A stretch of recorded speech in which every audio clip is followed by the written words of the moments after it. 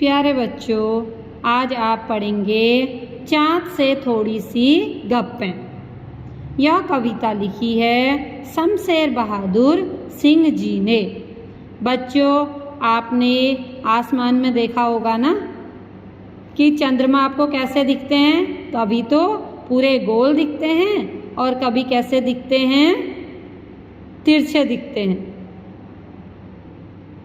तो बच्चों, आज आप इस कविता में आप देखेंगे कि चंदा मामा कब गोल दिखते हैं और कब तिरछे दिखते हैं।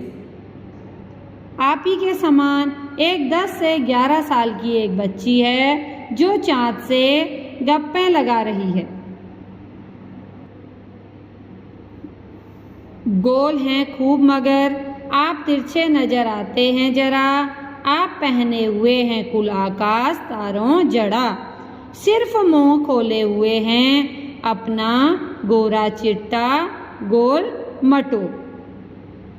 वह लड़की चाँद से कह रही है कि आप कैसे हैं, गोल हैं। आपने भी देखा है ना, आपको कभी चंद्रमा कैसे दिखते हैं, गोल दिखते हैं। तो उस बच्ची को भी चंद्रमा कैसे दिख रहे हैं, गोल नजर आ रहे हैं। लेकिन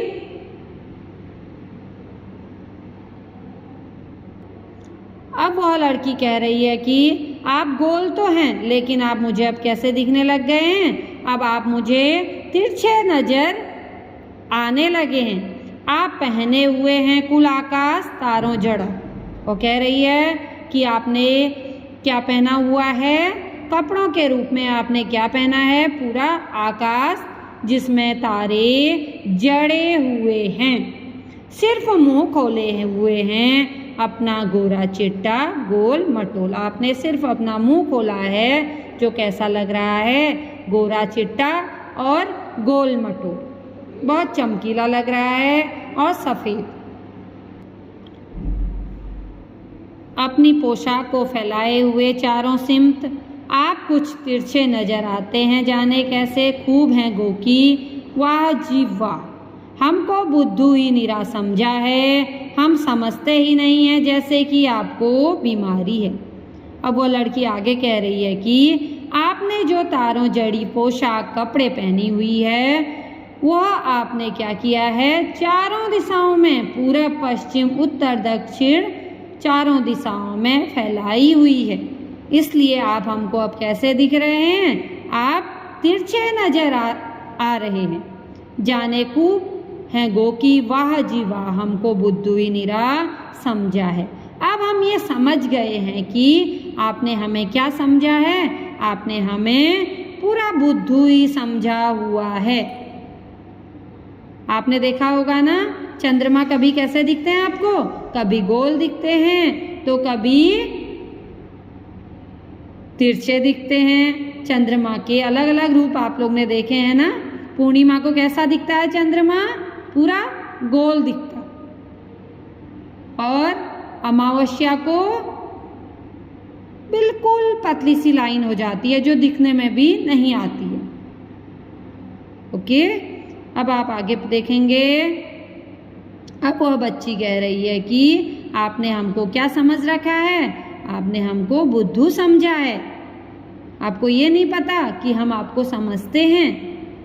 अब हम ये समझ गए हैं कि आपको कोई बीमारी है।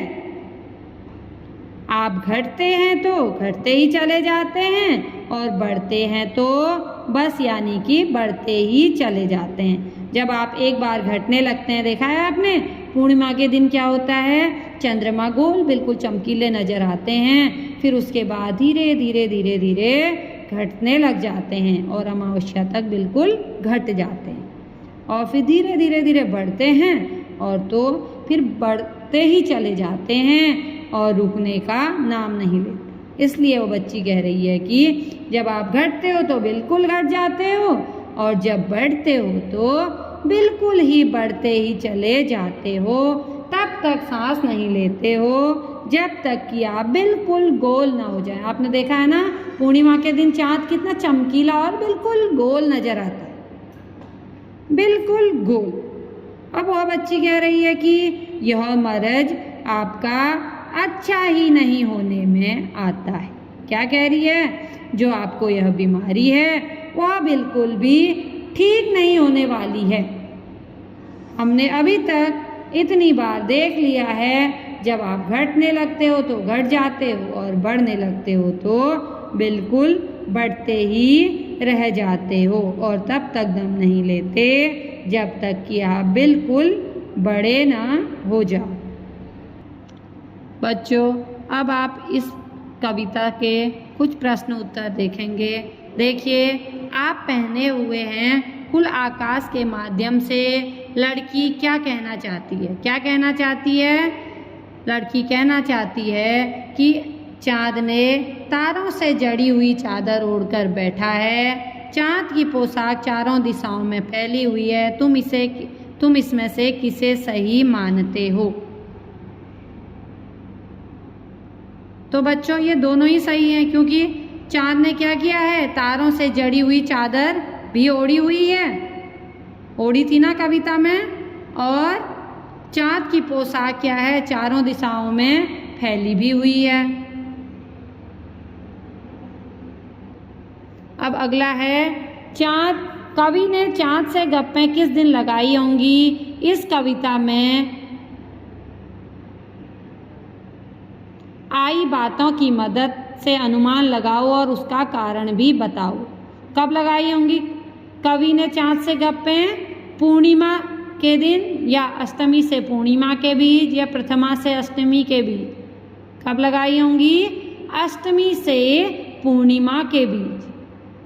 क्योंकि क्या होता है? अष्टमी से पूर्णिमा तक चाँद कैसा दिखता है? बढ़ता ही चले जाता है और पूर्णिमा के दिन बिल्कुल चमकदार हो जाता है।